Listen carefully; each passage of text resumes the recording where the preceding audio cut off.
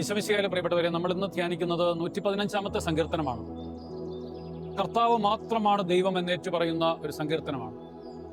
18 തിരുവചനങ്ങൾ ആരംഭിക്കുന്നത് ഇങ്ങനെയാണ്: ഞങ്ങൾക്കല്ല കർത്താവേ, ഞങ്ങൾക്കല്ല, അങ്ങയുടെ കാരുണ്യത്തിനും വിശ്വസ്തതയും അവയെ പ്രതി അങ്ങയുടെ നാമത്തിന് മഹത്വമുണ്ടാവട്ടെ എന്നാണ്.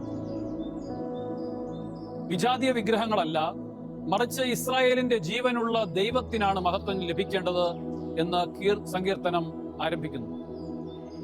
വെള്ളിയും പൊന്നും കൊണ്ട് നിർമ്മിച്ച വിഗ്രഹങ്ങൾക്ക് വായും കണ്ണുകളും ഉണ്ടെങ്കിലും സംസാരിക്കാനോ കാണാനോ കഴിയില്ല എന്ന് സങ്കീർത്തകൻ ആവർത്തിക്കുന്നു.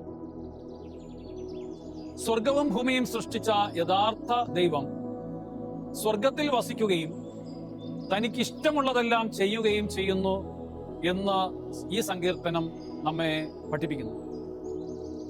ഇസ്രായേലിന്റെ ഭവനത്തെയും അഹറോന്റെ ഭവനത്തെയും കർത്താവിനെ ഭയപ്പെടുന്ന എല്ലാവരും ദൈവത്തിൽ വിശ്വസിക്കാനും അനുഗ്രഹങ്ങൾ പ്രാപിക്കുവാനും ഈ സങ്കീർത്തനം നമ്മളെ ആഹ്വാനം ചെയ്യുകയാണ്. മരിച്ചവരല്ല, ജീവിക്കുന്നവർ കർത്താവിനെ സ്തുതിക്കുമെന്ന് പറഞ്ഞുകൊണ്ടാണ് ഈ സങ്കീർത്തനം അവസാനിക്കുന്നത്.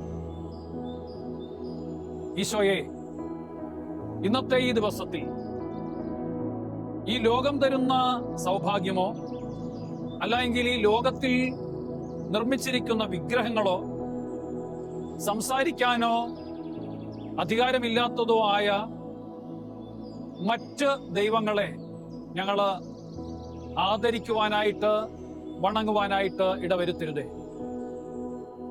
നീയാണ് യഥാർത്ഥ ദൈവവും കർത്താവും. ഈശോ പഠിപ്പിച്ചിട്ടുണ്ടല്ലോ, ഞാൻ വഴിയാണ്, സത്യമാണ്, ജീവനാണെന്ന്. നമുക്കത് ഇന്ന് ഏറ്റുപറയാം. അധരത്തിലും ജീവിതത്തിലും ഈശോ വഴിയാണ്, സത്യമാണ്, അവിടുന്നാണ് ജീവനെന്ന്. ദൈവം സമർത്ഥമായിട്ട് നമ്മളെ അനുഗ്രഹിക്കട്ടെ. ആമേൻ.